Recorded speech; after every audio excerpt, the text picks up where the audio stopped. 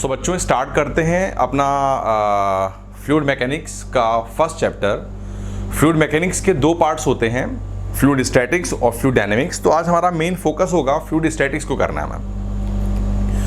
बच्चों मैटर क्या होता है? देखो मैंने बताया था आप लोगों को कि anything having rest mass is known as matter.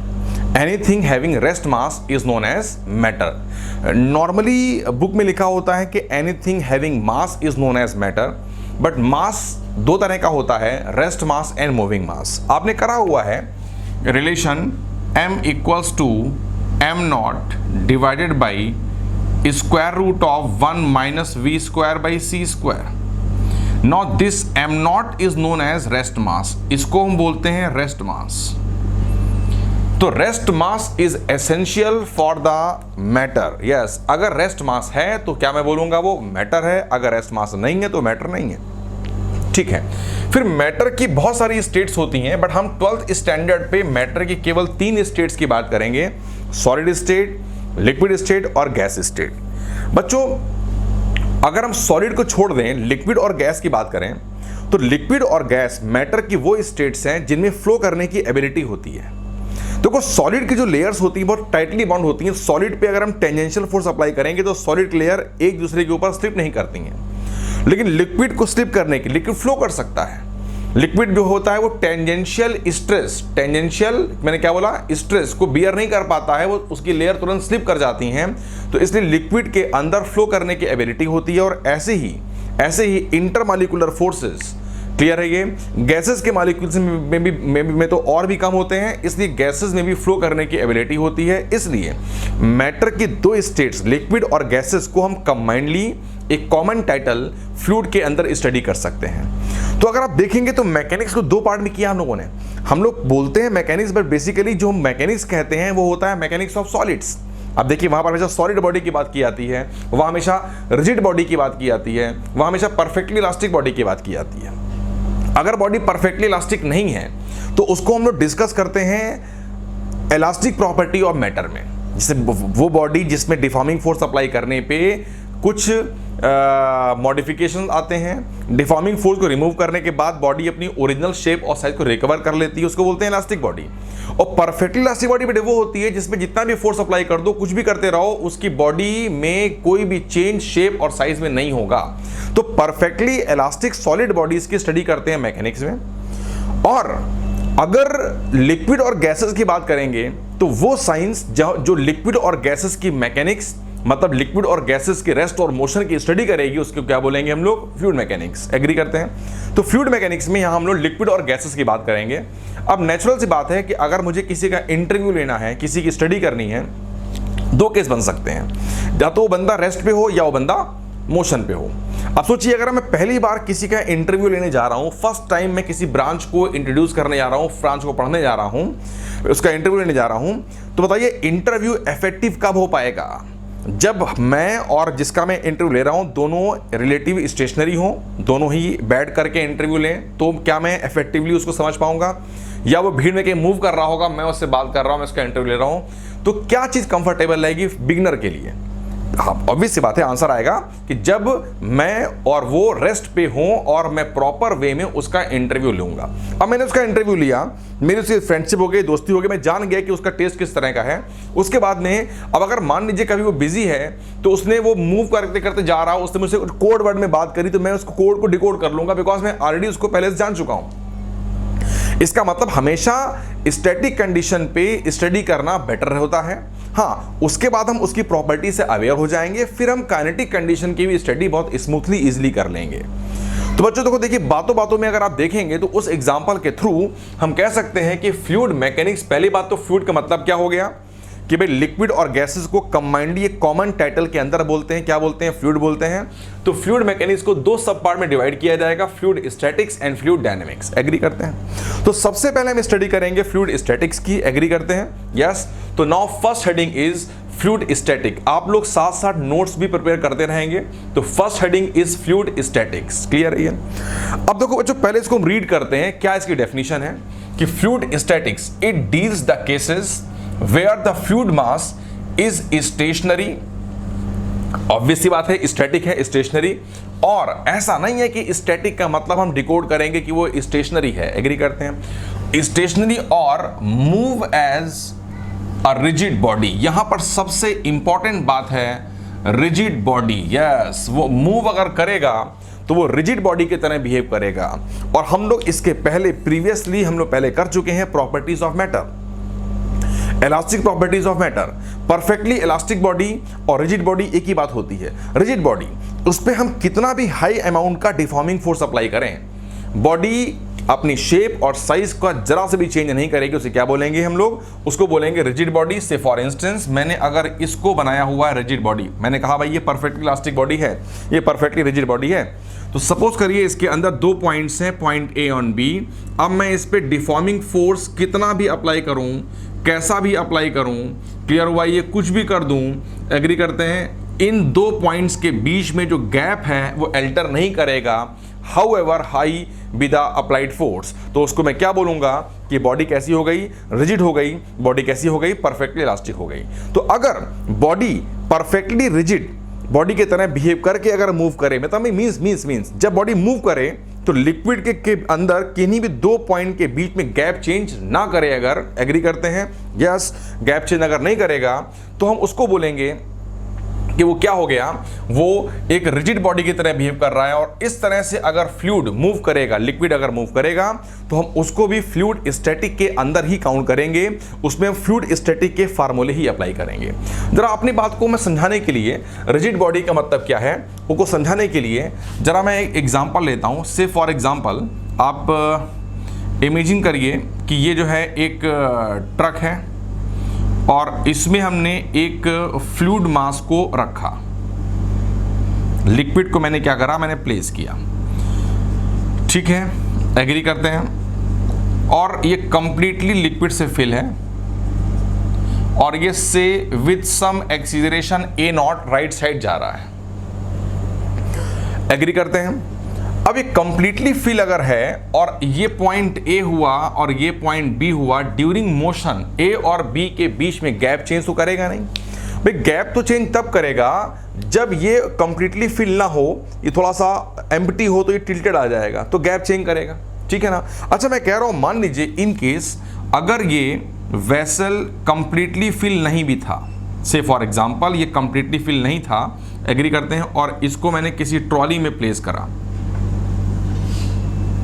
और ट्रॉली जो है विदाउट एक्सीलरेशन, विद एक्सीलरेशन कुछ भी मतलब नहीं, बस फंडा ये है कि उसको रिजिड बॉडी की तरह मूव करना चाहिए। तो अब अगर जाएगा तो इसकी फ्री सरफेस ऐसी हो जाएगी, जिसको भी हम लोग आगे देखेंगे। अब लिक्विड थोड़ा टिल्टेड होकर के आगे जाएगा, no doubt.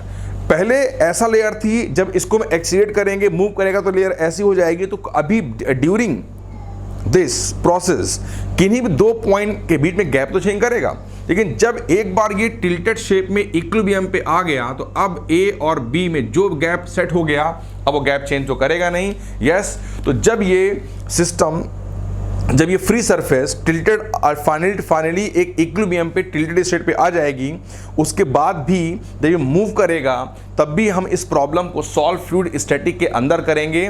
Because fluid static की डेफिनेशन क्या है कि it deals the cases where the fluid mass is stationary और move as a rigid body with और विदाउट एक्सीलरेशन।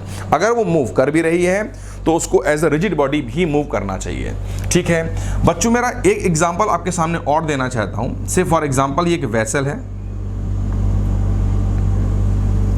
और मैंने इस वेसल को लिक्विड्स के साथ फिल किया कंप्लीटली और पार्शियली, कोई बात नहीं। और सपोज करिए मैंने यहां पर एक होल पंच किया, अभी मैंने प्लग लगा रखा हुआ है तो ये प्लग को रिमूव नहीं किया हुआ है, तो अभी ये लिक्विड बाहर नहीं आ पा रहा है। अब यहां पर देखिए मैं दो पॉइंट्स लेता हूं। से एक पॉइंट मैंने बिल्कुल बॉटम पे ले लिया, से पॉइंट ए लिक्विड के अंदर ही, और एक मैंने पॉइंट ये बी ले लिया, यस। अब जैसे मैंने इसको प्लग को रिमूव किया तो लिक्विड यहां से बाहर जाएगा, पैराबोलिक पाथ बनाएगा, इसको आगे करेंगे। तो जैसे देखो लिक्विड बाहर जाएगा तो ये जो लेयर होंगी वो धीरे धीरे नीचे आएंगी, तो पॉइंट बी लगातार क्या करेगा, नीचे आएगा और बाद में यहां से बाहर चला जाएगा। तो देखिए जैसे मैंने प्लग को रिमूव किया तो ए और बी के बीच में गैप लगातार क्या हो रहा है, चेंज कर रहा है, कम हो रहा है, चेंज कर रहा है। तो इसका मतलब ये जो प्रॉब्लम है वो फ्लूइड स्टैटिक के अंदर नहीं है। क्लियर हो गया? ये फ्लूइड स्टैटिक का मतलब होता है कि बॉडी चाहे मूव करे या ना करे, लिक्विड बॉडी के अंदर, लिक्विड मींस लिक्विड और गैस की बात करूंगा मैं लिक्विड बोल देता हूं, नॉर्मली लिक्विड गैस एक का कॉमन लिया जाएगा। तो लिक्विड के अंदर किन्हीं भी दो मॉलिक्यूल्स के बीच में चाहे बॉडी मूव करे या ना करे, मूव करे विद एक्सीलरेशन, विदाउट एक्सीलरेशन, कोई मैटर नहीं करने वाला है। अगर लिक्विड के अंदर किन्हीं भी दो पॉइंट के बीच में gap during the process alter नहीं कर रहा है, तो वो बिहेव कर रहा है एज अ रिजिड बॉडी, तो प्रॉब्लम फ्लूइड स्टैटिक के अंदर आ गई। वो अगर गैप चेंज कर रहा है जैसे कि यहां पर करा था, तो ये प्रॉब्लम फ्लूइड स्टैटिक के अंदर नहीं है। ये बात जानना बहुत जरूरी है, बिकॉज दोनों के फॉर्मूलेज अलग अलग होते हैं, इसलिए कंसेप्चुअल डिफरेंस क्या है ये हमको पता होना चाहिए। आई थिंक शायद मैंने आपको फ्लूइड स्टैटिक और फ्लूइड डायनेमिक के बीच का जो कंसेप्चुअल डिफरेंस है मैंने बता दिया कि फ्लूइड डायनेमिक्स में दो बॉडी के अंदर, लिक्विड के अंदर ही किन्हीं भी दो पॉइंट के बीच में गैप चेंज करेगा तो उसको क्या बोलोगे? फ्लूइड डायनेमिक्स बोलोगे। गैप चेंज नहीं करेगा तो कैसा आ गया? फ्लूइड स्टैटिक अंदर आ गया। नाउ अब बच्चे फ्लूइड स्टैटिक के अंदर हमारी सबसे पहली हेडिंग होती है प्रेशर। हमें पहले पढ़ना, अगर मुझे फ्लूइड स्टैटिक की स्टडी करनी है, इवन अगर हमको फ्लूइड डायनेमिक की स्टडी भी करनी है, तो कुछ चीजें कॉमन है, जैसे कि concept of pressure, concept of density, ये फ्लूइड स्टैटिक और फ्लूइड डायनेमिक्स में कॉमन चलेगा। एग्री करते हैं? ठीक है। प्रेशर की बात करते हैं तो प्रेशर के सबसे पहले हम देखते हैं डेफिनेशन, ये आप नोट करेंगे। If a uniform force F is exerted normal to an area, बच्चों बहुत इंपॉर्टेंट पॉइंट है, F is exerted yes normal to an area. Normally हर जगह पर एरिया ऑफ क्रॉस सेक्शन लिया जाता है, लेकिन यहां पर एरिया को नहीं, जो एरिया होगा उसके कंपोनेंट नहीं करेंगे हम, उसमें जो फोर्स अप्लाई हो रहा होगा उसके करेंगे कंपोनेंट। वो कंपोनेंट जो उस एरिया के परपेंडिकुलर आएगा वही प्रेशर के लिए रिस्पॉन्सिबल होगा। ये बहुत इंपॉर्टेंट पॉइंट मैंने बोल दिया, मोस्ट इंपॉर्टेंट पॉइंट। नॉर्मली हर जगह पर जो एरिया ऑफ क्रॉस सेक्शन होता है, मींस एरिया का वो कंपोनेंट निकालते हैं जो उस मूवमेंट के परपेंडिकुलर होता है, बट यहां ऐसा नहीं है। यहां पर जो भी एरिया है, अब अगर ये एरिया है और इस पे सपोज करिए ये एक एरिया मैंने बनाया हुआ है, ऐसे एक शीट बनाई हुई है, उसका ये इधर वाला व्यू है। अब ये फोर्स टिल्टेड लग रहा है, तो इस फोर्स के दो पार्ट्स आएंगे, यस, F परपेंडिकुलर और F पैरेलल। तो F जो परपेंडिकुलर टू सरफेस वाला पार्ट आएगा वो प्रेशर के लिए रिस्पॉन्सिबल होगा। ये मैंने आपको बहुत ही इंपॉर्टेंट पॉइंट बता दिया। Yes, so if a uniform force F is exerted normal to an area A, then the pressure is defined as P equals to F by A. Clear हो गया? P equals to F by A. Yes. बच्चों यहाँ पर जो area A है उसको भी जानना बहुत जरूरी है। देखो मैंने इसी नोट में लिखवाया हुआ है, the area A in the expression, इस वाली एक्सप्रेशन में जो एरिया A है इज द, पहले मैं पूरा रीड कर देता हूँ, ठीक है ना। द एरिया, इसमें पहले मैं एक्सप्लेन कर देता हूं, फिर आप उसको भी नोट कर लेंगे। इस फार्मूले में जो बच्चे ये एरिया है, this area is the actual area in contact. ये एपरेंट एरिया नहीं है, ये एक्चुअल एरिया इन कॉन्टैक्ट है। अच्छा बच्चों, अब इस बात को जरा मैं और ढंग से क्लियर करने के लिए सोचिए, मैकेनिक्स अभी हम पहले पढ़ चुके हैं, अब बताइए मैकेनिक्स में आपने जितनी भी प्रॉब्लम की हुई हैं वहां पर प्रेशर के थ्रू प्रॉब्लम सॉल्व की जाती है या फोर्स के थ्रू की जाती है? किसी भी क्वेश्चन को देख लीजिएगा, उसमें प्रेशर की बात नहीं करते हम लोग हैं, हम बात करते हैं फोर्स की, जबकि प्रेशर के अंदर फोर्स भी छुपा हुआ है। तो इसका मतलब प्रेशर को अगर हम सॉलिड में डिफाइन नहीं कर रहे हैं तो उसके पीछे एक लॉजिक होता होगा। लॉजिक क्या होता है मैं एक्सप्लेन करने वाला हूं। वो नोट के इस पॉइंट से आता है कि इस फॉर्मूले में जो ए है, this area A is the actual area in contact. अब समझिएगा, जैसे मान लीजिए ये एक सॉलिड बॉडी है और इसको मैंने क्या करा, मैंने इसको एक रिजिड सरफेस के साथ में कॉन्टैक्ट में रखा, तो हमें ऐसा अपरेंटली फील हो रहा है कि ये पूरा जो एरिया ए आ रहा है ये कांटेक्ट में आ रहा है। ये बेसिकली लाइन नहीं बनेगा, पूरा एरिया बनेगा, ये पूरा एक ब्लॉक होगा, कुछ ये क्यूबॉइड शेप में होगा ब्लॉक ये। तो इसका ये पूरा एरिया जो है हमें लग रहा है कि L इंटू बी, ये पूरा एरिया कांटेक्ट में है। एग्री करते हैं? लेकिन ऐसा है नहीं, ऐसा है नहीं। अगर मैं इसका माइक्रोस्कोपिक व्यू लेता हूं, मैं इसी को थोड़ा मैग्नीफाई करके, छोटे को मैंने लार्ज करके बनाया, तो ये कंसेप्ट है, हम लोग फ्रिक्शन में भी कर चुके थे कि कोई भी surface perfect smooth perfect flat नहीं होती है। जब हम इसको माइक्रोस्कोप से ऑब्जर्व करेंगे तो ये बॉडी जो होगी इसमें भी कुछ रैंडमनेस होगी, और ये हमें लग रहा है परफेक्ट सरफेस फ्लैट है, जबकि ऐसा नहीं होगा, ये भी कुछ रैंडम शेप में होगी, कुछ ऐसी होगी। कुछ ये ऐसा बना होगा।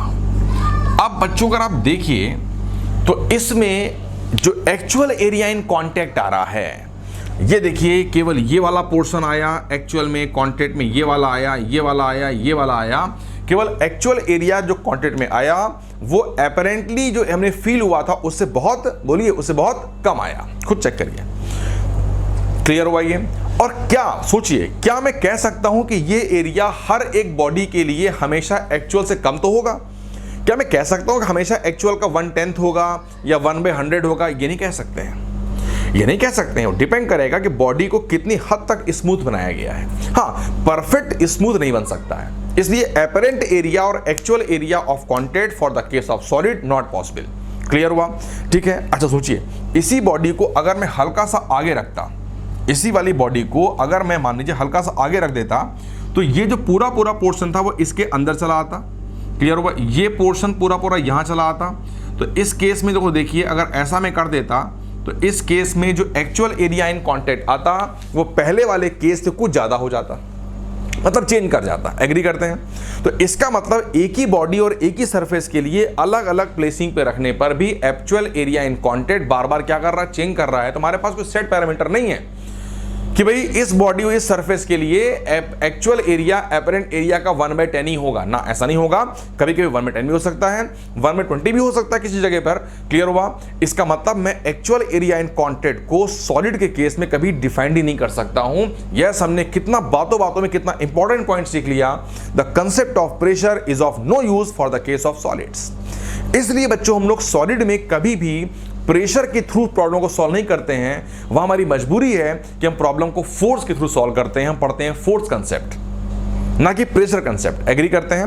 तो ये मैंने क्लियर कर दिया कि प्रेशर का कंसेप्ट सॉलिड में डिफाइंड क्यों नहीं होता है। हाँ, अगर मान लीजिए एक वेसल है, कुछ ऐसा बना हुआ है और मैंने उसमें वाटर या लिक्विड डाल दिया। अब लिक्विड को अगर हम पोर करेंगे तो लिक्विड की प्रॉपर्टी होती है, गैस की प्रॉपर्टी होती है कि वो जिस शेप और साइज का वेसल होता है उसकी उसी शेप को इजीली ऑप्ट कर लेता है, बोलो, विदाउट एनी हिंड्रेंस। तो इस केस में लिक्विड जिस एरिया को कांटेक्ट में लेकर के आएगा वो एक्चुअल एरिया इन कांटेक्ट ही होगा। जो वेसल का एरिया होगा, सरफेस एरिया, लिक्विड उसी सरफेस एरिया पे इजीली पहुंच जाएगा। एग्री करते हैं? इसलिए लिक्विड के केस में जो अपेरेंटली हमको फील हो रहा है कि ये वाला एरिया आना चाहिए कांटेक्ट में, एक्चुअल में उतना ही एरिया कैसा आएगा, कांटेक्ट में आएगा। वही केस गैस के केस में होगा। इसलिए लिक्विड और गैसेस कंबाइंडली क्या बोलेंगे, फ्लूइड, उसमें एक्चुअल एरिया और अपेरेंट एरिया आपस में इक्वल होते हैं, डिफाइन किया जा सकता है। यस, तो प्रेशर के अंदर दो पैरामीटर हैं, force as well as area. ज्यादा इंपॉर्टेंट हो गया तो हम फ्लूइड मैकेनिक्स में इंस्टेड ऑफ फोर्स प्रेशर को डिस्कस करते हैं। तो ये नोट का हमारा जो पहला वाला पॉइंट था, ये बहुत ही इंपॉर्टेंट पॉइंट था, मैंने इसको एक्सप्लेन किया। यस, कि देखिए in this and the above expression the area A in the expression of pressure is the actual area of contact. ये बेटे कौन सा एरिया होता है, actual area of contact. And in case of solids, yes important, only in case of solids, in case of solids the actual area, बताइए कैसा आएगा actual area, कम आएगा ना।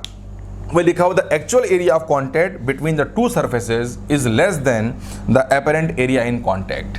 Therefore the concept of pressure is of no use in case of solids. Most important point, बहुत बार पूछा गया है। आई थिंक शायद मुझे लगता है कि मैंने क्लियर कर दिया होगा आप लोगों को। आगे बढ़ते हैं। Now second point regarding note. देखो बेटे यहां पर साफ साफ लिखा रखा हुआ है कि इफ अ यूनिफॉर्म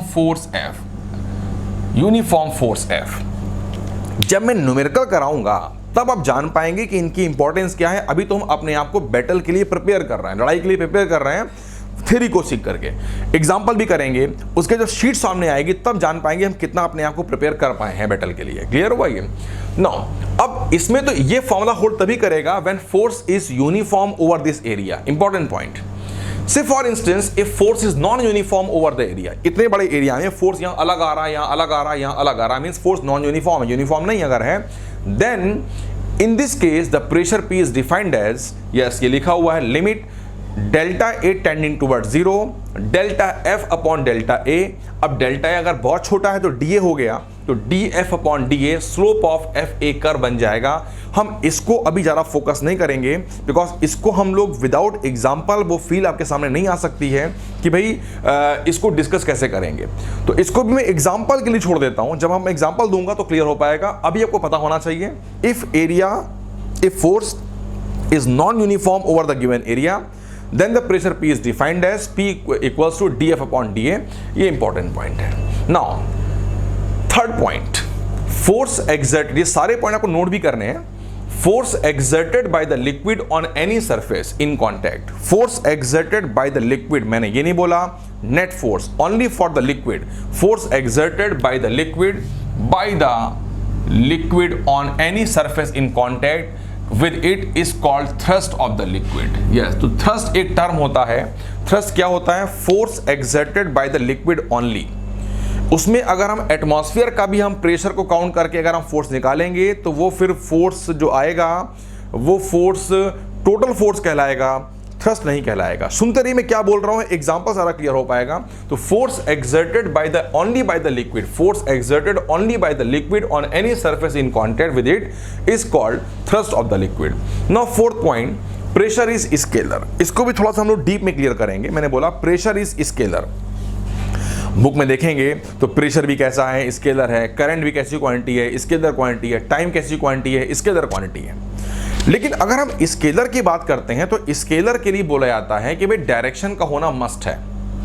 तो अगर डायरेक्शन है तो स्केलर है, ऐसा नहीं है। डायरेक्शन की हमें रिक्वायरमेंट होनी चाहिए तो उसको बोलेंगे हम कि वो वेक्टर है। अगर डायरेक्शन क्वांटिटी के पास में हो लेकिन मेरे को क्वांटिटी को कंप्लीटली डिस्क्राइब करने के लिए डायरेक्शन की नीड ही नहीं पड़ रही है, अगर नीड नहीं पड़ रही है कंप्लीट, तो हम क्या बोलेंगे कि वो स्केलर है। तो ध्यान देना मैं क्या बोल रहा हूं। प्रेशर, जरा प्रेशर बेटे कैसा होता है? Pressure is always always always compressive. मैंने बोला भाई ऐसा है कि इस बोर्ड पे प्रेशर अप्लाई करो तो पक्की बात है आप इस बोर्ड को पुश करेंगे, पुल नहीं करेंगे, because we know pressure is always compressive. अब मैंने आपको एक असाइनमेंट दिया कि भाई now you have to apply pressure on the board, तो आप मुझे डिमांड क्या करेंगे? आप मुझे डिमांड क्या करेंगे? मैं बता रहा हूं आपको, ऑप्शन दे रहा हूं। सर कितना अप्लाई करना, कितना मींस मैग्नीट्यूड, या कितना और किस डायरेक्शन में अप्लाई करना है? आप मुझसे डिमांड करेंगे सर कितना अप्लाई करना है, बिकॉज डायरेक्शन तो यूनिफाइड है। पता ही है कि अगर मैंने आपको असाइनमेंट दिया कि इस पे अप्लाई करना है, प्रेशर है, तो पक्का आप इसको क्या करेंगे, कंप्रेस करेंगे, इधर की डायरेक्शन में ही अप्लाई करेंगे प्रेशर। बस कितना अप्लाई करना है, 1 ATM या 1 Newton per metre square, clear हुआ, या 1 डायन पर सेंटीमीटर स्क्वायर, मुझे कितना अप्लाई करना है ये मैटर करेगा। तो कितना मीन्स क्या हो गया, मैग्नीट्यूड। तो प्रेशर के पास ऑल्दो डायरेक्शन तो है बट हमें डायरेक्शन की रिक्वायरमेंट बोलिए नहीं है। यस, अगर डायरेक्शन की रिक्वायरमेंट नहीं है, मेरे को रिक्वायरमेंट केवल हुई मैग्नीट्यूड की, इसलिए प्रेशर में डायरेक्शन होने के बावजूद भी हम प्रेशर को क्या बोलते हैं, scalar. Any physical quantity which has a unified direction, unified ना कि स्पेसिफाइड, स्पेसिफाइड नहीं बोला मैंने, बोला भाई unified direction is always treated as scalar. Current scalar है, क्यों? Because we know current always without any if and but, current always flows from high potential to low potential. तो मुझे दिख ही रहा है यार कि ये हाई पोटेंशियल पे है, ये लो पोटेंशियल पे है, तो करंट तो पक्का इधर जाएगी। अब पक्का इधर जाएगी तो मेरा एम केवल क्या होगा कि इस वायर में कितनी करंट फ्लो कर रही है, 2 एम्पियर की कि 3 एम्पियर की कि 4 एम्पियर की, means what is the magnitude of the current. इसलिए करंट भी कैसी क्वांटिटी हो गई, स्केलर हो गई। ऐसे ये इंपॉर्टेंट पॉइंट था, because direction of pressure is unified, इसका आंसर आ गया, well known to everyone, that is why pressure is scalar. Now point number 5, quite simple, SI unit of pressure is newton per metre square, which is also written as pascal. उसको हम pascal भी लिख देते हैं, pascal symbol is PA। Now there are certain common units of pressure are also in use, and they are atmosphere and bar। Clear हुआ? तो atmosphere and bar are the common units of pressure। Clear हुआ? ये frequently used unit of pressure। so 1 ATM equals to 1.013 cross 10⁵ newton per metre square, और या बोल देंगे 1.013 cross 10⁵ pascal. And 1 bar equals to, make sure 1 bar is only 10 की power 5 newton per metre square या 10 की power 5 pascal. तो ये आपको पता होना चाहिए, काम पड़ सकता है। सो बच्चों अब देखते हैं टाइप्स ऑफ प्रेशर। प्रेशर भी दो तरह का होता है, types of pressure. Pressure number 1 pressure को बोलते हैं एब्सोल्यूट प्रेशर, सेकंड प्रेशर होता है गॉज प्रेशर। तो प्रेशर भी दो तरह का होता है। वही देखो हेडिंग लिखी हुई है कि absolute pressure and gauge pressure. अब बात ये आती है कि एब्सोल्यूट प्रेशर और गॉज प्रेशर में डिफरेंस क्या है। ठीक है बच्चों, से फॉर एग्जांपल अभी तुम पास्कल लॉ आपको बाद में कराएंगे, अभी एक रफ आइडिया लेते हैं। सपोज करिए एक वेसल बना हुआ है, ठीक है, और इस वेसल में हमने एक लिक्विड फिल किया, ठीक है, और इसमें कोई लिड नहीं लगी हुई है, ये ओपन टू एटमॉस्फेयर है, ठीक है, और हमको पता है कि एटमॉस्फेयर भी एक बहुत high amount of pressure offer करता है, पी एटीएम कितना होता है, 1 एटीएम इक्वल्स टू पढ़ा होगा आप लोगों ने 1.013 बता चुका था मैं आप लोगों को, इंटू 10 की power 5 newton per metre square एक बहुत high amount of pressure offer करता है। अब मैं अगर बॉटम के किसी पॉइंट, यहां पर सपोज करो मैंने एक पॉइंट से ए लेट कर लिया, अब मेरे को पॉइंट ए पर प्रेशर फाइंड करना है, कितना होगा वो तो हम लोग पास्कल लॉ में पढ़ेंगे।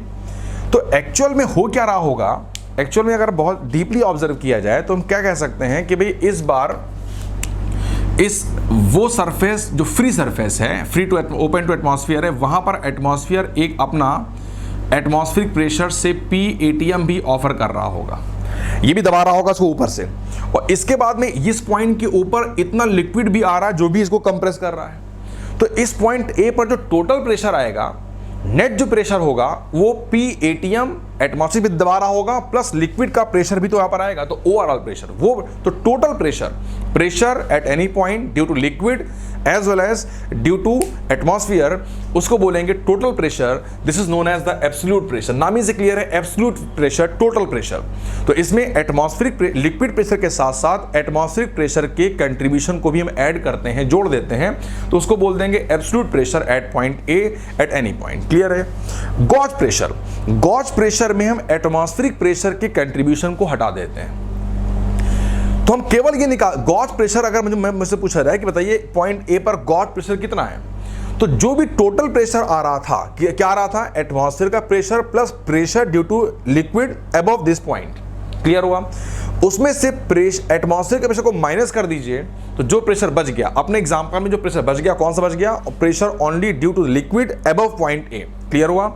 उसको बोल देंगे गॉज प्रेशर। एग्री करते हैं बच्चे हैं। कुछ इंपॉर्टेंट पॉइंट्स, जैसे कि एब्सोल्यूट प्रेशर कभी नेगेटिव नहीं होता है। मैंने क्या बोला, नेगेटिव नहीं होता है, जीरो हो सकता है। वैक्यूम बताइए, वैक्यूम में कितना प्रेशर है, जीरो है, तो एब्सोल्यूट प्रेशर जीरो हो सकता है, but it can never be negative. Gauge pressure जो है वो नेगेटिव भी हो सकता है, जीरो भी आ सकता है, और पॉजिटिव भी। कैसे आएगा हम पढ़ेंगे पास्कल लॉ में। अभी हमको याद करना है, एक हम प्रेशर के सब चीज खत्म करनी पहले हम लोगों को है। Gauge pressure may be negative, zero और पॉजिटिव। अगर गॉज प्रेशर पॉजिटिव पाया गया, कहीं पर गॉज प्रेशर की वैल्यू कैसी पाई गई, पॉजिटिव पाई गई, इसका मतलब वहां पर जो प्रेशर है वो एटमॉस्फेरिक प्रेशर से मोर है। कहीं पर अगर गॉज प्रेशर नेगेटिव पाया गया, इसका मतलब वहां पर जो एब्सोल्यूट प्रेशर आएगा, जो टोटल प्रेशर आएगा, वो एटमॉस्फेरिक प्रेशर से कम आएगा। किसी प्लेस पे गॉज प्रेशर जीरो पाया गया, इसका मतलब वहां पर जो एब्सोल्यूट प्रेशर होगा, वहां का जो टोटल प्रेशर होगा, वो एटमॉस्फेरिक प्रेशर से मैच करेगा। अभी आपको लर्न करना है। जैसे हम पास्कल लॉ करेंगे तो आपको इन सब पॉइंट्स का आइडिया बहुत आराम से, बहुत ढंग से आपको आ जाएगा। और बच्चों सेकेंड जो टर्म आता है फ्लूइड मैकेनिक्स को पढ़ने में प्रेशर के अलावा, वो आता है डेंसिटी। तो प्रेशर कर चुके हैं, अब हमको डेंसिटी को जानना है। बच्चों सॉलिड की बात करते हैं। सॉलिड में आपने पढ़ा होगा कि density equals to the mass of the solid upon volume of the solid. लेकिन लिक्विड और गैसेस मींस फ्लूइड के अंदर हम डेंसिटी को एज ए होल बल्क में डिफाइन नहीं करते हैं। ये बहुत इंपॉर्टेंट पॉइंट है। लिक्विड और गैसेस में हम डेंसिटी को डिफाइन करते हैं point to point. Most important point, suppose करिए कि भाई मैंने बोला कि ये एक लिक्विड है, ठीक है ना, ये लिक्विड है, ये किसी कंटेनर के अंदर प्लेस्ड है। अब मैंने कहा इसकी डेंसिटी निकाली है, तो डेंसिटी जो होगी उसकी अलग अलग पॉइंट पे निकाली जाएगी। अलग अलग पॉइंट पे हम डेंसिटी को फाइंड करेंगे, और फिर अगर डेंसिटी हर पॉइंट पे सेम, तो मैं बोलूँगा कि भाई लिक्विड होमोजीनियस डेंसिटी का है। अगर डेंसिटी अलग अलग पॉइंट पे डिफरेंट आ जाएगी तो मैं बोलूँगा लिक्विड हिट्रोजीनियस डेंसिटी का है। लेकिन डेंसिटी डिफाइंड लिक्विड और गैसेस में पॉइंट टू पॉइंट होती है, जबकि सॉलिड में वो एज ए बल्क डिफाइंड हो जाती है। ये बात पता होनी चाहिए। देखो बेटे वही लिखा हुआ है कि इन अ फ्लूइड, अगर हम फ्लूइड की बात करेंगे यस, तो एट अ पॉइंट, यहां पर एक पॉइंट टू डिफाइन किया गया है, बहुत इंपॉर्टेंट पॉइंट है। तो in a fluid at a point the density is defined as, अब बताइए बेटे एक होगा भाई मास अपॉन वॉल्यूम, लेकिन ये बताइए अब अगर एक पॉइंट की बात करेंगे तो एक पॉइंट प्रैक्टिकली तो पॉइंट पॉसिबल नहीं है, मतलब बहुत ही स्मॉल सी बात मैं अगर कर रहा हूं, वॉल्यूम की बात करूंगा तो एक पॉइंट की अगर बात करूंगा तो उसका मास भी बहुत कम आएगा और उसका वॉल्यूम ऑक्यूपाइड भी बहुत ही कम होगा। एग्री करते हैं? तो मास जो होगा वो बहुत कम, तो वही चीज, और पॉइंट की बात करेंगे तो उसका साइज, उसका बल्क, उसका वॉल्यूम बहुत कम होगा। तो है वही मास अपॉन वॉल्यूम, बट लेकिन अगर पॉइंट होगा तो volume is tending towards zero, तो ये डीवी हो गया, और डीवी वॉल्यूम में मास भी बहुत कम आएगा, डीएम आएगा। तो फ्लूइड के केस में डेंसिटी बन जाती है dm upon dv, point to point define करते हैं, राइट। अब बच्चों देखो डेंसिटी को भी हम लोगों ने फर्दर दो पार्ट में डिवाइड किया। लिखा हुआ है density of substance and density of body. पहले इसको समझ लीजिएगा, बाद में स्क्रीन को पॉज करके आप नोट कर लेंगे। Density of substance and density of body, इस बात को क्लियर करने के लिए मैं आपके सामने दो तरह की बॉडीज बनाता हूं। एक सपोज करिए एक कॉपर का मैंने एक सॉलिड स्फीयर लिया, मतलब मैं बात कर रहा हूं सॉलिड बॉडीज की, मतलब ये कॉपर का सॉलिड स्फीयर है, हर जगह पर कॉपर है। पहले ध्यान दीजिएगा मैं क्या बोल रहा हूं, ये कॉपर का सॉलिड स्फीयर है। और ये जो दूसरा मैंने ये बनाया है स्फीयर, यस, इसमें कुछ कैविटी है। ऐसे मान लीजिए इतने पोर्शन में कैविटी है, रेस्ट अमाउंट जो मैं रेड से शेड कर रहा हूं, यस, इसमें कॉपर है, ठीक है। ये दोनों ही कॉपर की बॉडीज बनी हुई हैं। ये कॉपर की सॉलिड बॉडी है और इस कॉपर की, इसको बोलेंगे कॉपर की हॉलो बॉडी हो गई, बिकॉज इसमें कुछ पोर्शन कैविटी हो गया। एग्री करते हैं? ठीक है ना। अब देखो बच्चे ध्यान दीजिएगा, मैंने कहा भाई डेंसिटी ऑफ सब्सटेंस, पहले मैं डिफाइन करता हूं डेंसिटी ऑफ सब्सटेंस। तो सब्सटेंस क्या है, दोनों बॉडीज में सब्सटेंस तो कॉपर ही है। देखिए ये कॉपर का सॉलिड बॉडी है, ये मान ली मैं क्या है, ये कॉपर की सॉलिड बॉडी है ये, और ये क्या हो गया, हॉलो बॉडी हो गया, ये हो गया सॉलिड बॉडी से ऑफ कॉपर, और ये बेटे हो गया हॉलो बॉडी ऑफ से कॉपर। दोनों का मटेरियल मैंने सेम रखा हुआ है। देखो बेटे दोनों में सब्सटेंस जो सेम है, कॉपर ही है। अब अगर मैं बोलूंगा डेंसिटी ऑफ सब्सटेंस, तो डेंसिटी बेसिकली क्या होती है, मास अपॉन वॉल्यूम। तो मास ऑफ द सब्सटेंस, देखो मास of the substance upon volume occupied by the substance, and density of body means क्या हो गया, मास of the entire body upon volume of the entire body. बच्चों cavity है, मतलब अंदर air या वैक्यूम है, तो एयर या वैक्यूम का मास तो इस कॉपर रेड वाले पोर्शन के रिस्पेक्ट में नेग्लेजिबल होगा। तो अगर मैं इस हॉलो बॉडी की बात करूं, मैं बोलूं मास ऑफ सब्सटेंस, तो मास ऑफ सब्सटेंस मतलब हो गया mass of only copper red portion वाला। और मैं बोलूं मास ऑफ बॉडी, तो मास ऑफ बॉडी का मतलब क्या, body consist of copper plus vacuum, तो mass of copper plus mass of vacuum zero हो गया। तो ओवरऑल अगर देखेंगे तो हॉलो बॉडी की बात करूं अगर मैं, तो मास ऑफ सब्सटेंस और मास ऑफ बॉडी तो सेम हो गया। लेकिन ध्यान दीजिएगा बच्चे, volume occupied by the substance की बात करेंगे तो सब्सटेंस हॉलो बॉडी में जो वॉल्यूम ऑक्यूपाई कर रहा है वो केवल रेड पोर्शन वाला ही कर रहा है। ये वॉल्यूम जो आएगा, से सपोज करिए ये स्फेरिकल शेप में है, तो 4/3 पाई आर क्यूब नहीं होगा, बिकॉज 4/3 पाई आर क्यूब तो ओवरऑल वॉल्यूम होगा उस बॉल का, उस स्फीयर का, और उसके कुछ पोर्शन में सब्सटेंस कॉपर नहीं है, तो इतने को माइनस करना पड़ेगा। जो रेड पोर्शन वाला, जो रेड में जो मैंने शेड कर रखा हुआ है, केवल उतना ही वॉल्यूम आएगा। लेकिन अगर मैं वॉल्यूम ऑफ बॉडी की बात करूंगा तो बॉडी का जो वॉल्यूम है वो तो भाई पूरा बॉडी मतलब उस बॉल ने, उस स्फीयर का वॉल्यूम कितना है, तो पूरा 4/3 पाई आर क्यूब आएगा। एग्री करते हो? यस। बताइए सॉलिड बॉडी के केस में जो मास, पहली बात तो दोनों ही केस, चाहे बॉडी सॉलिड हो चाहे बॉडी हॉलो हो, मास ऑफ बॉडी और मास ऑफ सब्सटेंस सेम होगा, बिकॉज अगर कोई हॉलोनेस भी आ गया तो एयर और वैक्यूम का तो मास हम काउंट नहीं करते हैं उस सब्सटेंस के मास के रिस्पेक्ट में। तो न्यूमरेटर दोनों में कॉमन चलेगा, mass of substance, mass of body. तो इसमें भी जितना मास ऑफ सब्सटेंस है उतना ही मास ऑफ बॉडी है, इसमें भी जितना मास ऑफ सब्सटेंस है उतना ही mass of body, because air और वैक्यूम का मास हम काउंट नहीं करते। ये तो न्यूमरेटर तो दोनों में कॉमन हो गया।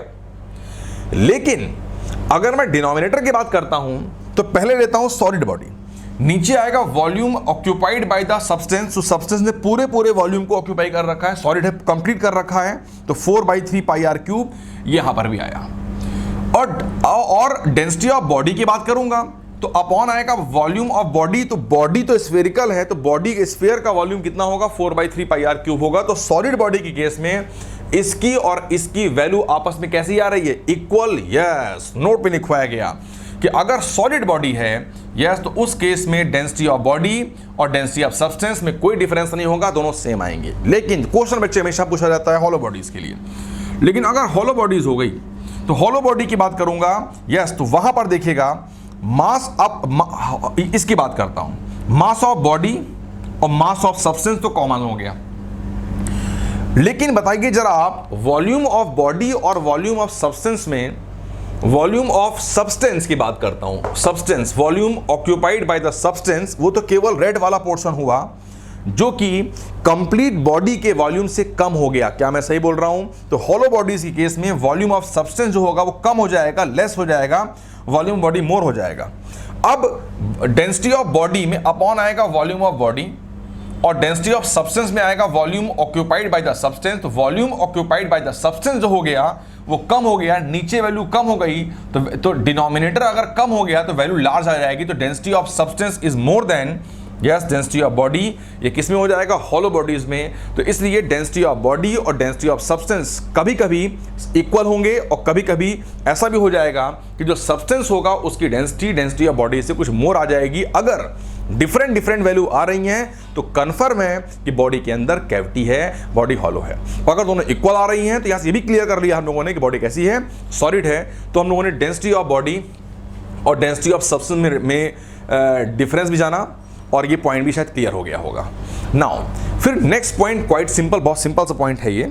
नेक्स्ट पॉइंट ये लिखा हुआ है कि व्हेन टू इमिजिबल लिक्विड्स, वो लिक्विड जो आपस में मिक्स नहीं होते हैं, आपस में रिएक्शन नहीं करते हैं, तो when two immiscible liquids of different densities are poured in a container, the liquid of highest density will be at the bottom while that of the lowest density is at the top and the interface will be plane। एक इस बात ये तो आपने पहले पढ़ा होगा, ठीक है ना, बस इसमें सबसे इंपॉर्टेंट पॉइंट ये है कि इंटरफेस विल बी प्लेन। पहले मैं इसको एक्सप्लेन करता हूं। से फॉर इंस्टेंस, जैसे मान लीजिए ये एक हमने वेसल बनाया, इस बार वेसल की जो शेप है थोड़ी सी, उसका जो बॉटम है थोड़ा सा वो जिगजैग है, ठीक है ना, ऐसा कुछ है। अब मैंने डिफरेंट डेंसिटी के से 3 लिक्विड को मैंने पोर किया। तो जो लिक्विड पहले पढ़ा, 9th पढ़ा है, 10th पढ़ा हुआ हम लोगों ने कि जो हाईएस्ट डेंसिटी का होगा, सबसे हैवी होगा वो नीचे आ जाएगा और सबसे जो लोएस्ट डेंसिटी का होगा, सबसे लाइट होगा वो ऊपर आएगा, ठीक है। तो ऐसी कुछ होगा। लेकिन जो इंटरफेस बनेगी वो इंटरफेस जो दोनों लिक्विड्स को अलग अलग कर रही है वो हमेशा प्लेन आएगी, वो हमेशा प्लेन आएगी। क्लियर हुआ? चाहे बॉटम प्लेन हो या कर्व्ड हो, चाहे साइड वाली वॉल प्लेन हो या कर्व्ड हो, मैटर नहीं करने वाला है। इंटरफेस, वो फेस जहां से दोनों लिक्विड्स अलग अलग हो रहे हैं, वो ऑलवेज कैसा आएगा, प्लेन आएगा। ये बहुत काम पड़ने वाला है। मींस जैसे मान लीजिए ये बना, ये लिक्विड हो गया से डेंसिटी ρ1 का, इमिसिबल है, मिक्स नहीं कर रहे हैं। ये वाला लिक्विड हो गया से डेंसिटी ρ2 का, एग्री करते हैं। और इसके बाद फिर जो ये वाला लिक्विड है वो डेंसिटी से ρ3 का हो गया। तो सबसे लाइट वाला ऊपर आएगा, तो मैं कह सकता हूं कि ρ3 सबसे लीस्ट, ρ1 सबसे हाईएस्ट होगा, हाईएस्ट तो नीचे आएगा, ρ2 इज इंटरमीडिएट और सबसे लीस्ट डेंसिटी किसकी होगी, ρ3, बिकॉज वो टॉप पे आ रहा है। एक तो ये चीज आ गई। दूसरा सबसे इंपॉर्टेंट पॉइंट कि इंटरफेस जो आता है, जहां दो लिक्विड अलग अलग हो रहे हैं, interface is always plane. Clear हुआ? वो इस बात पे डिपेंड नहीं करता है कि बॉटम प्लेन है कि कर्व्ड है, साइड वॉल प्लेन है या कर्व्ड है। ये वाला पॉइंट मैंने क्लियर करा दिया। Now next point, sometimes instead of density we use the term relative density और स्पेसिफिक ग्रेविटी। कभी कभी ऐसा भी होता है कि हम डेंसिटी की जगह पर हम लोग स्पेसिफिक ग्रेविटी या उसी को बोलते हैं हम लोग हैं रिलेटिव डेंसिटी, ये टर्म भी यूज करते हैं। एग्री करते हैं? अब ये डिफाइन कैसे किया गया है कि स्पेसिफिक ग्रेविटी और या उसको बोला जाए रिलेटिव डेंसिटी, ये डिफाइन कैसे किया गया है? यस, तो relative density is defined as the density of the body divided by the density of water. अगर हम बॉडी की डेंसिटी में, देखिए ये है रिलेटिव डेंसिटी, को और अच्छा लिखूंगा, ये फॉर्मूला है रिलेटिव डेंसिटी ऑफ बॉडी का, रिलेटिव डेंसिटी ऑफ बॉडी का फॉर्मूला है। तो डेंसिटी ऑफ बॉडी, जिस बॉडी की स्पेसिफिक ग्रेविटी या उसी को बोल सकते हैं रिलेटिव डेंसिटी बोल सकते हैं, हमें डिफाइन करनी है, तो उसी के डेंसिटी न्यूमरेटर में आएगी divided by the density of water. तो अल्टीमेटली ये जो वैल्यू आएगी, ये वैल्यू उस बॉडी की स्पेसिफिक ग्रेविटी या रिलेटिव डेंसिटी कहलाएगी। ठीक है, अब बच्चों जरा ध्यान दीजिएगा, समझिएगा। डेंसिटी ऑफ वाटर तुमको पता ही है कि डेंसिटी ऑफ वाटर जो बच्चे होती है वो होती है 1 ग्राम पर क्यूबिक सेंटीमीटर, या इन एसआई सिस्टम अगर मैं बात करूंगा तो ये बच्चे आता है 1000 kg पर क्यूबिक मीटर। अब say for instance density of body इससे, for example density of body इससे 4 gram per cubic centimetre, and that of water तो वी नो कितनी बेटे होती है 1 ग्राम पर क्यूबिक सेंटीमीटर। तो अगर मैं इस फार्मूले को अप्लाई करूं तो जरा मुझे बताइए कि उस बॉडी की जिसकी density 4 gram per cubic centimetre थी, उस बॉडी की रिलेटिव डेंसिटी कितनी आ जाएगी? वो आ जाएगी, कितनी आ जाएगी? 4। अगर मेरे को निकालना होगा तो मैं बोलूंगा भाई कि रिलेटिव डेंसिटी अगर मुझे निकालना है ऑफ बॉडी, तो ये बेटे हो गया कितना, density of body upon density of water. This is for example 4 gram per cubic centimetre upon 1 gram per cubic centimetre, this is 4, ये 4 आ गया। देखिए बच्चों, जो बॉडी की डेंसिटी की न्यूमेरिकल वैल्यू थी, न्यूमेरिकल वैल्यू 4 थी, वो 4 ही आई, वो चेंज नहीं करी, बिकॉज डेंसिटी ऑफ वाटर 1 होती है। लेकिन ये एक ऐसी क्वांटिटी आ गई जिसके पास में कंप्लीट मैग्नीट्यूड नहीं है, because magnitude means numerical value plus system of units. इसके पास ओनली क्या आ गया, एक न्यूमेरिकल वैल्यू हो गई। तो मैं कह सकता हूं कि ये स्केलर नहीं है। आपने पढ़ा हुआ है फिजिकल क्वांटिटीज 4 तरह की होती हैं, ratio, scalar, tensor and vector. वो क्वांटिटीज जिनके पास में कंप्लीट मैग्नीट्यूड भी नहीं होता है, जिनके पास केवल न्यूमेरिकल वैल्यू होती है, यूनिट्स भी नहीं होती हैं, उनको बोलते हैं रेशो। तो मैं कह सकता हूं यहां पर एक पॉइंट और भी मैं ऐड कर सकता हूं, नोट का 3rd पॉइंट, इसको बाद में लिख लेंगे कि भाई relative density yes is a ratio. ये एक रेशियो है, ये ना स्केलर है, ना वेक्टर है, ना टेंसर है, ये एक रेशियो है, बिकॉज इसके पास में कंप्लीट मैग्नीट्यूड भी नहीं होता है, केवल न्यूमेरिकल वैल्यू आती है। अच्छा बच्चों देखिए क्या है कि ये फार्मूला किसी भी बॉडी की रिलेटिव डेंसिटी को निकालने का है। अब अपने कॉम्पिटिटिव सिलेबस में एक्सपेरिमेंटल टॉपिक भी हैं, कई एक्सपेरिमेंट्स भी अपने कोर्स में हैं, जैसे कि सॉलिड का, जैसे कि वर्नियर कैलिपर हो गया, स्क्रू गॉज हो गया, ऐसी बहुत सारे और भी एक्सपेरिमेंट्स हैं हमारे पास में जो अपने कोर्स में हैं। वैसे ही किसी सॉलिड बॉडी या किसी लिक्विड बॉडी या किसी सॉलिड बॉडी या किसी लिक्विड की स्पेसिफिक ग्रेविटी का कैलकुलेशन एक्सपेरिमेंट में, ये भी अपने कोर्स में कि हमें किसी एक्सपेरिमेंटली किसी भी सॉलिड बॉडी या किसी दिए हुए लिक्विड का स्पेसिफिक ग्रेविटी या रिलेटिव डेंसिटी को फाइंड करना होता है। तो बात वही है, करते ऐसे ही हैं, लेकिन कॉम्पिटिशन टाइम गेम है। अगर हम उस तरह के, जिस तरह की लैंग्वेज मिलेगी आपको न्यूमेरिकल में, उस तरह की लैंग्वेज को अगर आप डिकोड करके आप चीज़ों को नोट करेंगे तो डायरेक्टली वो प्रॉब्लम इस वाले फॉर्मूले पर नहीं आएगी, बिकॉज ये वाला फॉर्मूला सबका पढ़ा होता है। वो नॉर्मली जो प्रॉब्लम आती है वो कुछ इस फार्मूले पर आती है। अगर हम इन फार्मूले को भी बहुत डीप में ऑब्जर्व करेंगे, अभी मैं आपको एग्जांपल जब आगे दूंगा तो ये क्लियर हो जाएगा ये फॉर्मूला ड्राइव करके कैसे आ गए, तो बहुत डीप में ऑब्जर्व करेंगे। जो दोनों फार्मूले लिखे हुए हैं अल्टीमेटली बात वो यही है। इसी को हम थोड़ा सा फर्दर आगे एक्सटेंड करेंगे तो ये बन जाएगा, या और करेंगे तो ये बन जाएगा। तो दोनों बातें एक ही हैं, लेकिन प्रॉब्लम डायरेक्टली कंपटीशन में इन दो फार्मूले पर आती है और बहुत ज़्यादा पूछी आती है, इस पर नहीं आती है। तो टाइम को सेव करने के लिए मैं तो एग्जांपल जब आगे कराऊंगा तो बताऊंगा कि फॉर्मूला कैसे बन गया, बट लेकिन टाइम सेव करने के लिए आपको ये दोनों फार्मूले फिंगर टिप पे लर्न होने चाहिए। फार्मूले हमारे लिए बहुत इंपॉर्टेंट हैं। यस, देखिए पहले फार्मूले को देखते हैं क्या लिखा हुआ है और एक रफ आइडिया लेते हैं क्या है।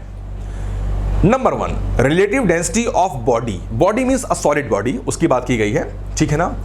तो लिखा हुआ wait of body in air upon loss in weight of the body when immerse in water.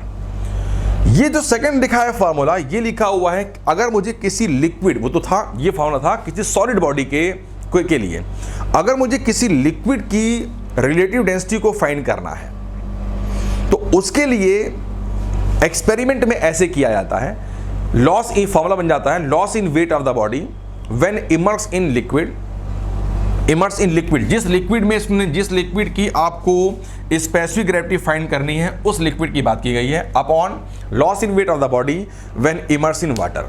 अब जरा इसको मैं एक्सपेरिमेंट करते कैसे हैं, जरा मैं आपको एक रफ आइडिया देता हूं, उससे बाद में आपको इस दोनों फॉर्मूले को लर्न करने में थोड़ा कंफर्ट हो जाएगा। से पहले वाले बात करते हैं। यहां पर लिखा हुआ है रिलेटिव डेंसिटी ऑफ बॉडी। तो एक्सपेरिमेंट में जब लैब में जाते हैं, से फॉर एग्जांपल आपको ये एक बॉडी है, ये एक सॉलिड बॉडी है, आपको इसकी स्पेसिफिक ग्रेविटी को कैलकुलेट करना है। तो क्या करा आपने, सबसे पहले आपने इसका वेट निकाला एयर में, वेट निकाला किसमें, एयर में, ठीक है, तो कुछ आ गया। अब मैंने क्या करा, मैंने इस बॉडी को वाटर में इमर्स कर दिया, वाटर में डुबो दिया। अब नेचुरली वाटर इस पे बॉइंट फोर्स लगाएगा, वाटर इस पे अपसेस लगाएगा, तो वाटर के अंदर इसका वेट कुछ कम हो जाएगा। से एयर में मैंने वेट निकाला, वो आ गया से 20 न्यूटन, और जब मैंने इसको वाटर में डिप किया तो वेट आ गया 30 न्यूटन। कितना आ गया, 30 न्यूटन आ गया। तो बताइए loss in weight of the body when immerse in water कितना हो गया, एयर में था 40, वाटर में वेट रिकॉर्ड हुआ 30, तो 10 न्यूटन का लॉस हो गया। एग्री करते हैं, यस। तो loss in weight of the body when immerse in water is 10 Newton and wait of the body in air मैंने क्या बताया आपको, 40। तो अगर 40 वेट था और 10 का लॉस हुआ तो 40/10, तो 4 is the value of relative density of the body. इस तरह से हम सॉलिड बॉडी की रिलेटिव डेंसिटी या स्पेसिफिक ग्रेविटी को फाइंड करते हैं। क्लियर बच्चे हुआ ये, ठीक। अब अगर सपोज करो मेरे को किसी लिक्विड की, फॉर एग्जांपल मुझे किसी लिक्विड की स्पेसिफिक ग्रेविटी को फाइंड करना है, तो इसके लिए मैं एक आर्बिट सी बॉडी लेके आऊंगा, मेरे को बॉडी लानी पड़ेगी। इस बॉडी का वेट मैंने एयर में निकाला, फिर मैंने इसको उस लिक्विड में इमर्स किया जिस लिक्विड में मेरे को इसकी जिस लिक्विड में कि मेरे को स्पेसिफिक ग्रेविटी फाइंड करनी है उसमें इमर्स किया, वेट रिकॉर्ड किया। अब मान लीजिए एयर में था 40, लिक्विड में आ गया 30, फॉर एग्जांपल लिक्विड में मैं कह रहा हूँ लिक्विड में 20 मान लो आ गया, ठीक है ना। तो 40 था आपका एयर में, लिक्विड में इसका वेट 20 आ गया। तो बताइए लिक्विड में इमर्स करने पर लॉस कितना हुआ, 40 - 20 इज 20, तो यहां पर 20 आ गया।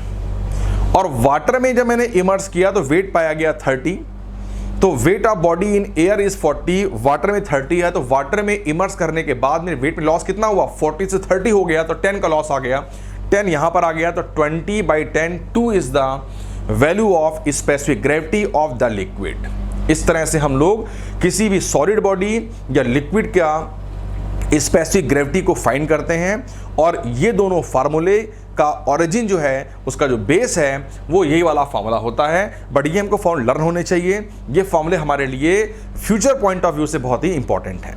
बट जो नेक्स्ट प्रॉपर्टी आती है डेंसिटी की, कि with rise in temperature due to thermal expansion of a given body the volume is generally increases while mass remains unchanged, so density will generally decreases। अब इसका मतलब क्या हुआ, जो थर्मल एक्सपेंशन, किसी भी बॉडी को अगर हम हीट करते हैं, तो किसी बॉडी को हीट करेंगे तो जनरली उसका वॉल्यूम इंक्रीज करता है। मैंने बोला जनरली, 99.99% केसेस में हीट करने पर मैटर एज होल एक्सपेंड करता है, तो नाम हो गया थर्मल एक्सपेंशन।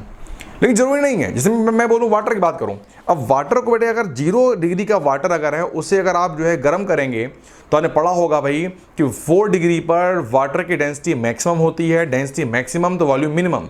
तो जैसे आप 0 डिग्री के वाटर को गर्म करेंगे तो क्या होगा, डेंसिटी मैक्स होगी 4 डिग्री पे, तो वॉल्यूम मिनिमम होगा। तो 0 के बाद में 1 डिग्री 2 डिग्री ऐसे वॉल्यूम कम होती है, तो 4 डिग्री पर मिनिमम आएगा और देन एक्सपेंशन होगा।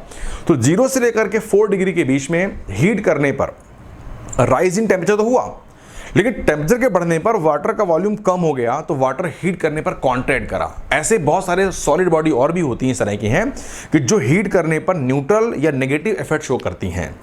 तो इसलिए बोला गया जनरली।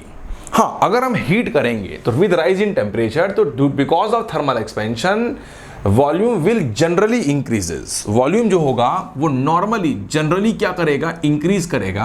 और mass is conserve, mass remain same and we know density equals to mass upon volume. Clear हुआ? पहले हमने पढ़ा हुआ है कि density yes equals to mass divided by volume. Mass remain same but generally, normally with rise in temperature the volume increases। तो if denominator increases then value will decreases। तो बोल सकते हैं तो so density will generally decreases। Agree करते हैं? अब say for example मैं कह रहा हूं भाई लेट, मैंने एज्यूम करा say let mass of body is say m and initial volume of body is say V naught. Agree करते हैं? तो बच्चों जो इनिशियल डेंसिटी आएगी वो बेटे क्या आ जाएगी, मास अपॉन इनिशियल वॉल्यूम से आर इक्वेशन नंबर 1। ये हमारा बन गया फर्स्ट इक्वेशन। एग्री करते हैं? अब बच्चे अगर मैं फाइनल डेंसिटी की बात करूंगा तो final mass, mass remain same but with rise in temperature. हमने पढ़ा हुआ है थर्मल एक्सपेंशन में कि वॉल्यूम एट सम हायर जो है temperature theta equals to V0 times 1 plus gamma times delta theta. ठीक है, delta theta is the change in temperature of the body in degree Celsius scale या degree Kelvin scale, और gamma is known as the coefficient of cubical expansion. Gamma को हम क्या बोलते हैं, ये आपने पढ़ा होगा थर्मल एक्सपेंशन में, ये होता है कोफिशिएंट ऑफ क्यूबिकल या वॉल्यूम एक्सपेंशन। यस, तो अब अगर मैं इसको किसी हायर टेम्परेचर की बात करूंगा तो volume at some higher temperature will be equals to initial volume times 1 plus gamma into delta theta. Now this m over V naught, ये हो गया इनिशियल डेंसिटी से रो आई। तो हमारे पास में एक फॉर्मूला बन गया कि final density equals to the initial density divided by 1 plus gamma times delta theta. Delta theta represents the change in temperature in centigrade और केल्विन स्केल, बिकॉज जो चेंज सेंटीग्रेड स्केल में आता है वही change in temperature Kelvin scale में भी आता है। ठीक है, और gamma is the coefficient of क्या हो गया, क्यूबिकल एक्सपेंशन। तो हम लोगों ने ये भी देखा कि डेंसिटी किस तरह से टेम्परेचर पे डिपेंड करती है। ठीक है, तो हमने सीखा इफेक्ट ऑफ टेम्परेचर। अब इसमें नेक्स्ट पॉइंट बनता है इफेक्ट ऑफ प्रेशर। क्या बनता है, इफेक्ट ऑफ प्रेशर। अब सोचिए अगर किसी बॉडी पे मैं प्रेशर इज ऑलवेज कंप्रेसिव, तो मैं किसी बॉडी पे प्रेशर लगाऊंगा बॉडी को कंप्रेस करूंगा तो उसका वॉल्यूम क्या होगा, कंप्रेस करूंगा वॉल्यूम क्या हो, कम होगा, और मास इज कंजर्व्ड। तो विद क्या लिख सकते हैं, with increase in pressure, yes, with increase in pressure due to decrease in volume।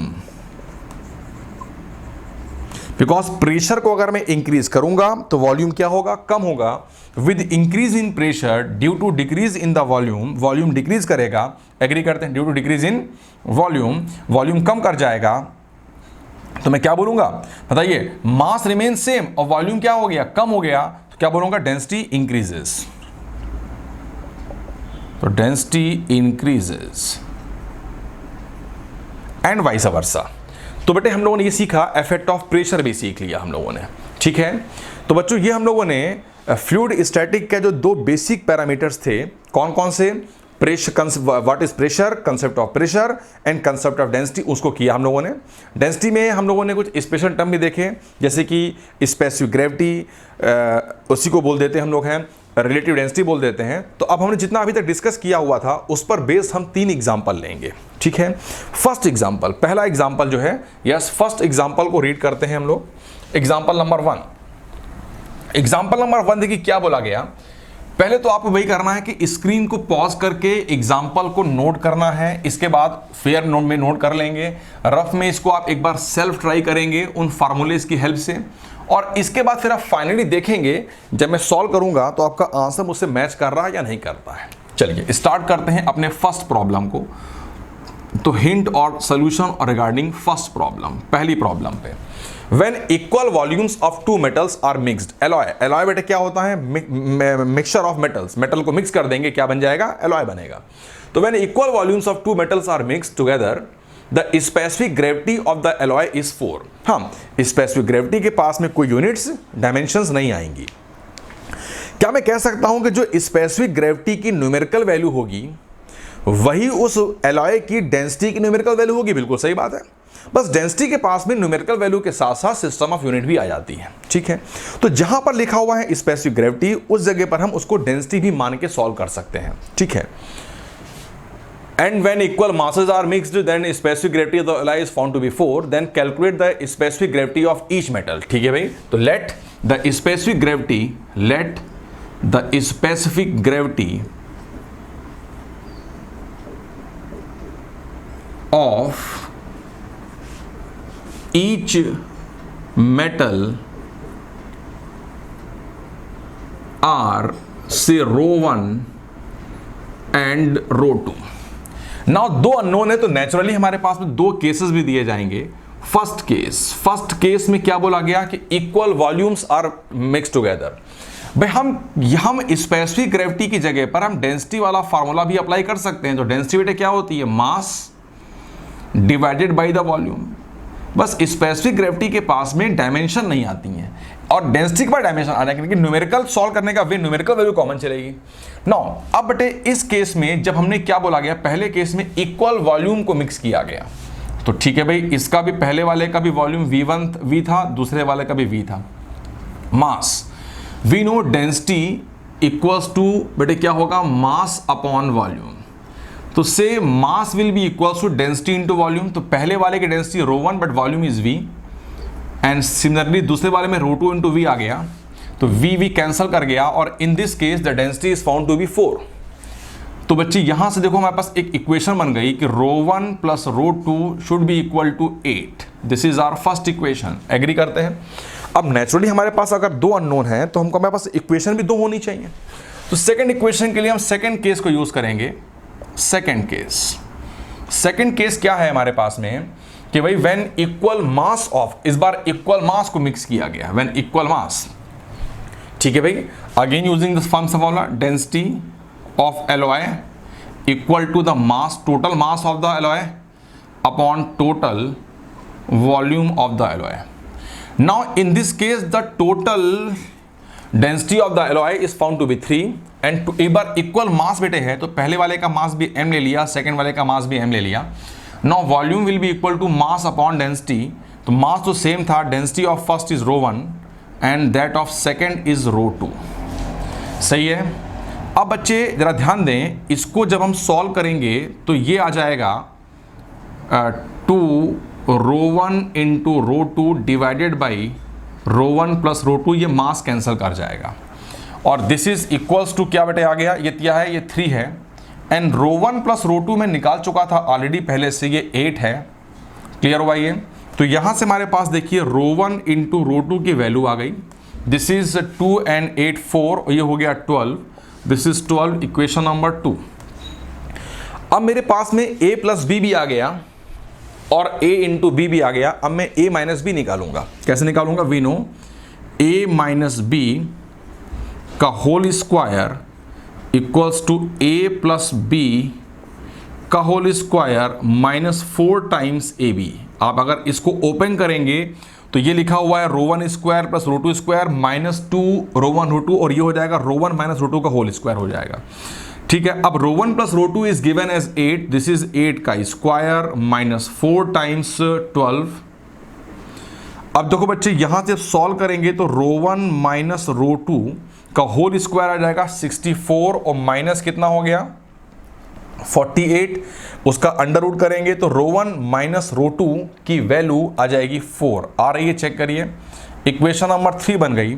अब देखो मेरे पास में बेटे इक्वेशन नंबर 1 एंड 3 दो लीनियर इक्वेशन हैं और लीनियर इक्वेशन को सॉल्व करना बहुत इजी होता है। तो मैं बाई इक्वेशंस 1 एंड 3 1 और 3 को अगर मैं सॉल्व करूंगा तो यहाँ से हमारे पास में ρ1 और ρ2 की वैल्यूज़ जो आएंगी वो चेक करिए 6 and 2 आनी चाहिए। तो specific gravity of each metal, clear हुआ, first metal is 6 and that of second metal is 2। ये हमारा जो है एग्जाम्पल नंबर 1 सॉल्व हो गया। ठीक है, जितना भी हमने अभी तक पढ़ रखा हुआ है बस मैं केवल उन पर बेस्ड ही एग्जाम्पल करा रहा हूं, लेकिन एग्जाम्पल आपको पहले सेल्फ ट्राई करने हैं। अगर केवल आप मेरे ऊपर ही डिपेंडेंट रहेंगे कि सर जब सॉल्व करा रहे हैं तो हम उसको समझ लें, ऐसा नहीं बनेगा। जब तक आप सेल्फ ट्राई नहीं करेंगे उसके बाद फिर जब आप मेरे सोल्यूशन को देखेंगे तो आपका अगर सोल्यूशन राइट हो गया आपके अंदर कॉन्फिडेंस आएगा, अगर आपका रॉन्ग हुआ तो आप जान पाएंगे कि एग्जैक्टली मिस्टेक कहां पर की हुई है आपने। नाउ अब बच्चे इसके बाद में हम लोग दूसरे एग्जाम्पल पे आते हैं। तो दूसरे वाली प्रॉब्लम को हम सॉल्व करते हैं, सेकेंड एग्जाम्पल को। A block of solid is insoluble in water and in a liquid of specific gravity 1.1। एक सॉलिड ब्लॉक है जो वाटर और लिक्विड दोनों में सॉल्युबल नहीं है और लिक्विड की जो स्पेसिफिक ग्रेविटी है वो 1.1 दे रखी हुई है। स्पेसिफिक ग्रेविटी या उसी को बोलते हैं रिलेटिव डेंसिटी, इसकी न्यूमेरिकल वैल्यू और किसी भी बॉडी की डेंसिटी की न्यूमेरिकल वैल्यू सेम होती है। और हमको वाटर के लिए पता ही होता है कि वाटर की डेंसिटी 1 ग्राम पर क्यूबिक सेंटीमीटर होती है।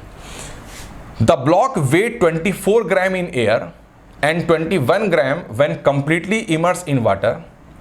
What will be its weight when it is completely in the liquid. बच्चों याद करिए, अब देखो ये प्रॉब्लम डायरेक्टली हमारे फार्मूले पर बेस्ड हो गई। अब याद करिए हमारे पास में एक फार्मूला था कि स्पेसिफिक ग्रेविटी याद करें या रिलेटिव डेंसिटी ऑफ लिक्विड। अगर हमें किसी लिक्विड की स्पेसिफिक ग्रेविटी फाइंड करनी होती है तो हम एक सॉलिड बॉडी लेते हैं और उसका वेट निकालते हैं एयर में, उसका वेट निकालते हैं वाटर में, उसका वेट निकालते हैं उस लिक्विड में जिसके लिए हमको स्पेसिफिक ग्रेविटी को फाइंड करना है। फिर हम फॉर्मूला अप्लाई करते हैं, याद करिए, loss in weight of body, loss in weight of body when immersed in liquid. देखिए मैंने तो इसको ऐसे याद किया था कि हमेशा अगर हमें कभी भी स्पेसिफिक ग्रेविटी या रिलेटिव डेंसिटी के फार्मूले का यूज करना है तो हमेशा डिनोमिनेटर में नीचे तो वाटर की बात ही आती है, तो नीचे वाटर ही आएगा। तो loss in weight of water, तो ऊपर हमेशा फिर लिक्विड की बात आएगी। तो loss in weight of body when it is immersed in water. अब इस बार वेट को न्यूटन में नहीं लिखा गया है, इस बार वेट को ग्राम में, मास के फॉर्म में एक्सप्रेस किया गया है, तो हम लोग उसी फॉर्म में ही वेट को रखेंगे। ठीक है, relative density of the liquid is given as 1.1 yes equals to. अब ये बेटे हो गया loss in weight of the body when immerse in liquid. तो लिक्विड में लॉस कैसे निकाल पाएंगे, पहले देखेंगे कि भाई देखो उसका वेट 24 ग्राम इन एयर है, तो 24 ग्राम तो एयर में आ गया, इसमें से माइनस कर दें loss in weight of body, sorry हमें निकालना है लॉस इन वेट। तो एयर में वेट आया 24 ग्राम, अब लिक्विड में उसका वेट कितना आ रहा है अगर मैं निकाल दूं तो उसको यहां रख दूंगा तो लॉस निकल आएगा। और वही पूछ रहा है कि देखिए what will be its weight of the body when it is completely in the liquid, तो से weight is x। Loss in weight of the body when immerse in water, तो एयर में 24 ग्राम है और वाटर में इसका वेट 21 ग्राम पाया गया। देखिए तो लॉस कितना हो गया 24 माइनस 21। अब यहां से आप क्रॉस मल्टीप्लाई करके x की वैल्यू को फाइंड कर लेंगे। ठीक है, मेरे पास इसका जो आंसर लिखा रखा हुआ है दैट इज 20.7 ग्राम, 20.7 ग्राम ये इसका मेरे पास में आंसर नोटेड है।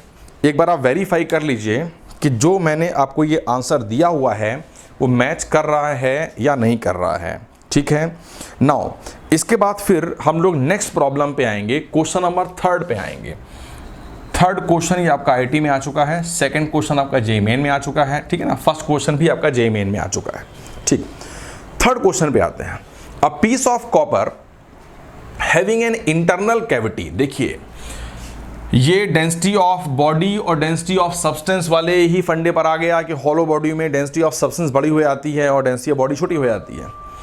बच्चों क्या है, piece of copper having an internal cavity, कुछ यहाँ पर एक कैविटी बनी हुई है, तो केवल कॉपर इतने, जिसको मैंने ब्लैक शेड कर रखा हुआ है, कॉपर जो है वो केवल इतने पोर्शन में ही है। ठीक, क्लियर है। A piece of copper having an internal cavity weight 264 gram in air and 221 gram in water. Piece of copper solid body है, तो सबसे पहले इतने डेटा से हम relative density of solid body means of copper निकाल सकते हैं, और जो कॉपर की रिलेटिव डेंसिटी की वैल्यू आएगी वही कॉपर की डेंसिटी की भी वैल्यू होगी। ठीक है, तो relative density of copper equal to बेटे क्या हो गया, वेट ऑफ, क्या होता है, वेट ऑफ बॉडी, तो weight of copper in air divided by loss in weight of body means copper when immersed in water. ये हम लोगों ने फॉर्मूला पहले से देख रखा हो, मैंने बोला ये फॉर्मूले आपके लिए बहुत ही फ्रूटफुल फॉर्मूले हैं ये, अगर आप कोई लर्न होंगे तो हम बहुत बड़ी प्रॉब्लम को छोटी कर ले जाएंगे। तो weight of the body, weight of copper in air, a piece of copper having an internal cavity weight 264 gram in air, 264 gram air. ये वेट ऑफ सब्सटेंस भी है, वेट ऑफ कॉपर भी है और वेट ऑफ बॉडी भी है, because जो cavity का हम लोग वेट काउंट ही नहीं करते हैं। Loss in weight when immerse in water, तो मीन्स हो गया 264 ग्राम तो एयर में था, और वाटर में कितना वेट पाया गया इसका, 221 ग्राम। एग्री करते हैं, तो ये बेसिकली क्या आ गया, ये आ गया आपके पास में रिलेटिव डेंसिटी ऑफ कॉपर। अब अगर हम ये कह दें कि सो डेंसिटी ऑफ कॉपर, तो बस क्या करना होगा, इसमें ग्राम पर क्यूबिक सेंटीमीटर ऐड कर देंगे, तो ये बेटे आपका आ गया 264 डिवाइडेड बाई ये हो गया आपका कितना हो गया, ये इधर आया 3 और इधर कितना आ गया 4, तो 43, 264 डिवाइडेड बाई, यस, तो ये आपका आ गया इतने ग्राम पर क्यूबिक सेंटीमीटर। ये हमारे पास डेंसिटी ऑफ कॉपर आ गई। ये डेंसिटी ऑफ कॉपर आई हुई है, ये डेंसिटी ऑफ सब्सटेंस आई हुई है, ना कि डेंसिटी ऑफ बॉडी बेटे आई हुई है, ये डेंसिटी ऑफ सब्सटेंस आई हुई है। बहुत ध्यान दो, कॉपर का ही ये हमने निकाला हुआ है स्पेसिफिक ग्रेविटी ऑफ कॉपर, तो उसी में ग्राम पर क्यूबिक सीसी ऐड कर देंगे, तो वो कॉपर की आएगी, सब्सटेंस की जो है ये सब्सटेंस की आपको डेंसिटी मिल गई। एग्री करते हैं, यस। नाउ अब बच्चे इसके बाद में ध्यान दीजिएगा, अब आगे बढ़ते हैं। अभी मैंने केवल यहां तक यूज किया, फिर find the volume of the cavity. Now it is given as the density of the copper is 8.8 gram per cubic centimetre. ठीक है भाई, अब डेंसिटी ऑफ कॉपर गिवन आपको है। ठीक है, अब जरा ध्यान दीजिएगा, ठीक, डेंसिटी ऑफ कॉपर, मैं इसको यहां कर देता हूं, डेंसिटी ऑफ कॉपर, ये बेटे क्या हो गया, मास of copper divided by volume of copper. Density of copper is 8.8, mass of copper का जो मास होगा, क्लियर हुआ ये, ठीक है, वो जितना मास ऑफ बॉडी होगा उतना ही मास ऑफ कॉपर होगा। A piece of copper having an internal cavity, देखो ध्यान दो बेटे, piece of copper having an internal cavity weight 264 gram in air. तो 264 ग्राम ये कॉपर के पीस यानी कि बॉडी की बात की गई है, कॉपर के पीस की बात की गई है, तो कॉपर के पीस के अंदर कुछ कैविटी भी है, ठीक है ना, तो मास तो कॉमन चलेगा, तो बेटा ये तो आ गया 264 ग्राम। यहां से हमारे पास में आ गया वॉल्यूम ऑफ कॉपर आया, तो यहां से हम वॉल्यूम ऑफ कॉपर निकाल सकते हैं। ये बच्चे आपका आ जाएगा 264 डिवाइडेड बाई 8.8, ये आ गया क्यूबिक सेंटीमीटर। और ये पीस ऑफ कॉपर की बात की गई है, हैविंग एन इंटरनल कैविटी, उसके अंदर कैविटी है, तो ये ओवरऑल बॉडी की बात की गई है, इस बॉडी का वेट 264 ग्राम है एयर में। जब मैंने इसी को वाटर में इमर्स कर दिया तो वेट 221 ग्राम आ गया। तो बच्चे यहां थोड़ा मैंने गलती कर दी, ये relative density of copper body आएगी, बिकॉज उस पीस की बात आएगी जिसके अंदर कैविटी है। तो ये जो बच्चे आ गया, ये आ गया डेंसिटी ऑफ कॉपर, नहीं कॉपर पीस, कॉपर के पीस की, कॉपर की बॉडी की आ गई, कॉपर पीस की, कॉपर बॉडी आ गई, कॉपर वाली बनी हुई बॉडी की डेंसिटी आ गई। ठीक है, एग्री करते हैं बच्चे। अब ये बताओ बच्चे, इस इक्वेशन नंबर 1 को ध्यान दीजिएगा, ये डेंसिटी ऑफ कॉपर पीस है, डेंसिटी क्या होगी, मास ऑफ कॉपर पीस, तो मास ऑफ कॉपर बॉडी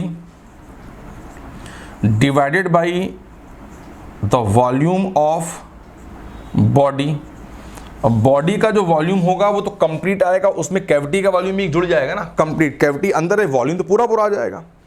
तो ये आपका आ गया 264/43। और बच्चों मास ऑफ जो कॉपर का मास होगा वो तो पीस के मास से मैच कर जाएगा, 264 ही हो जाएगा। तो यहाँ से बच्चे हमारे पास में वॉल्यूम ऑफ बॉडी, बॉडी का मतलब हो गया कॉपर प्लस कैविटी, बिकॉज यहाँ कॉपर प्लस कैविटी, ये बच्चे आ गया 43 कट जाएगा 264, ये तो 43 ये कट जाएगा 264, तो 43 क्यूबिक सेंटीमीटर, इक्वेशन नंबर 3 बन गई। एग्री करते हैं। ये बॉडी का है, कॉपर प्लस कैविटी का टोटल वॉल्यूम है, और यहां से वॉल्यूम ऑफ कॉपर आ गया। तो बताइए इसमें ये जो वॉल्यूम है ये कॉपर ब्लैक वाले के साथ ब्लैक वाला प्लस कैविटी वाला है, और ये वाला वॉल्यूम केवल ब्लैक वाले पोर्शन का आ रहा है। तो अगर हम टोटल वॉल्यूम में से इस कॉपर के वॉल्यूम को माइनस कर देंगे तो मेरे पास में कैविटी का वॉल्यूम आ जाएगा। सही है, तो मैं लिख सकता हूं so volume of cavity, so volume of cavity, yes, ये बच्चे कितना आ जाएगा, टोटल वॉल्यूम कितना है 43 में से केवल सॉलिड कॉपर वाले वॉल्यूम को मैं माइनस कर दूंगा, ये आ जाएगा 264/8.8 माइनस करा। जिसको मैं सॉल्व करूंगा तो सॉल्व करने के बाद जो मेरे पास आंसर लिखा रखा हुआ है वो आ जाएगा 13 cubic centimetre. This is our final answer. तो 13 cubic centimetre is the volume of cavity.